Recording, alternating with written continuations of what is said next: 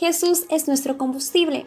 Veamos lo que dice la Biblia en Romanos capítulo 3, versículos 20 al 30. Versículo 20.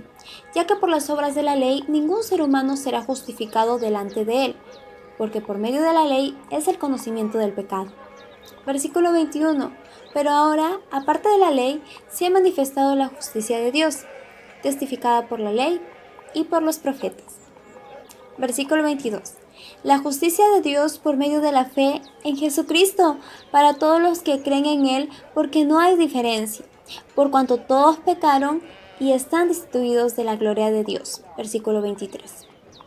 Versículo 24. Siendo justificados gratuitamente por su gracia, mediante la redención que es en Cristo Jesús. Versículo 25. A quien Dios puso como apropiación por medio de la fe en su sangre, para manifestar su justicia a causa de haber pasado por alto en su paciencia los pecados pasados.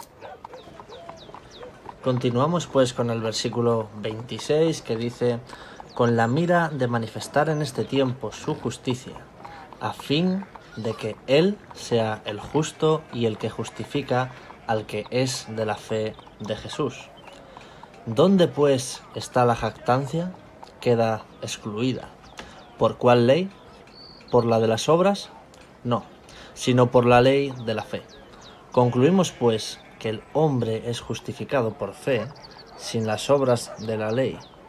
¿Es Dios solamente Dios de los judíos? ¿No es también Dios de los gentiles? Ciertamente, también de los gentiles, porque Dios es uno, y Él justificará por la fe a los de la circuncisión y por medio de la fe a los de la incircuncisión.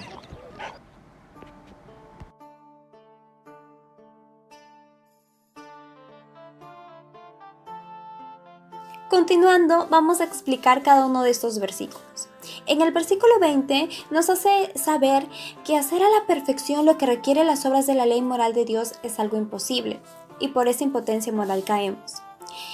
La ley da conocimiento de pecado, sí, porque nos hace hacer o saber lo que es bueno y lo que es malo, pero no nos salva. En el versículo 21, tras haber probado de manera clara la pecaminosidad universal del hombre y su necesidad de justicia, el versículo 22 continúa explicando que esa justicia solo puede venir dada por la fe en Cristo, para todas aquellas personas que crean en Él, ya que no hay diferencia entre nosotros, todos somos pecadores. Como habla el versículo 23, todos pecaron y están destituidos de la gloria de Dios. En el versículo 24 se nos habla de una justificación, un redentor, la clave para limpiarnos, que solo es Jesús. Como dice el versículo 25, la obra de Cristo en la cruz y su entrega pagó el costo que se supone el pecado del hombre. Fue de propiciación, acción, efecto, por medio de la fe en su sangre. En el versículo 26 dice: con la mira de manifestar su justicia. Nos habla de una justicia que se hace manifiesta por medio de Jesús, la única persona justa y sin mancha que pagó el precio que debíamos. Él es el que justifica, desde esa obra en la cruz del Calvario hasta que Él vuelva. El versículo 27 nos habla bastante claro.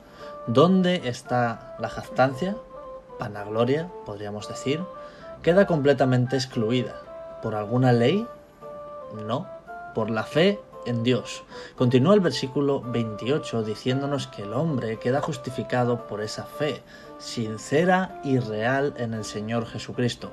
No hay justificación en ninguna obra, solo en Cristo. Sabemos que obviamente la fe en Dios, siendo real, produce un cambio en nuestra vida, y las obras, entre comillas, pasan a ser un fruto que produce nuestra fe en Él, pero no al revés. Cuando vemos el versículo 29, ¿es Dios solamente Dios de los judíos? ¿No es también de los gentiles? Dios escogió al pueblo judío como el pueblo escogido, que además tiene un papel muy importante a lo largo de toda la historia del mundo, pero ciertamente también es Dios de los gentiles. Los gentiles era un término usado por el pueblo judío para referirse a todas aquellas personas no judías, las naciones o los paganos. Cuando vino Jesucristo hizo posible la unión de ambos grupos en uno solo, la Iglesia, la unidad de todas las naciones que creen y confían en Jesús. En el versículo 30 se hace dos tipos de referencia que insiste otra vez en el tema que Pablo en su carta a los romanos está tratando aquí, pero esta vez con dos referencias, las de la circuncisión e incircuncisión. La circuncisión ocupa un lugar destacado en la Biblia hebrea. Para los judíos de la época, la circuncisión no era tanto un acto espiritual, ya que era una señal física de su pacto con Dios y un requisito previo para el cumplimiento de la orden de producir descendencia. Sin embargo, un incircunciso era aquel que se reconocía por no ser judío.